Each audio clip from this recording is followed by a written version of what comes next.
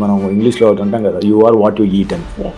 So like that what we need to eat. ఇప్పుడు actually food తింటే energy పెరగాలి, that is the aim of food. But there are so many foods that make you feel lethargic. Why?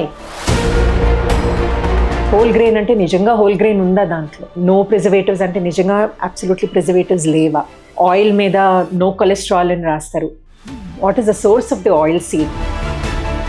Almost ఒక 10% of the Indians are suffering with diabetes and that is growing day by day. ముఖ్యంగా diabetes వ్యాధితో బాధపడుతున్న వారికి మీరు ఇచ్చే సలహా ఏంటి, వారి యొక్క షుగర్ను నియంత్రణలో ఉంచుకోవడానికి?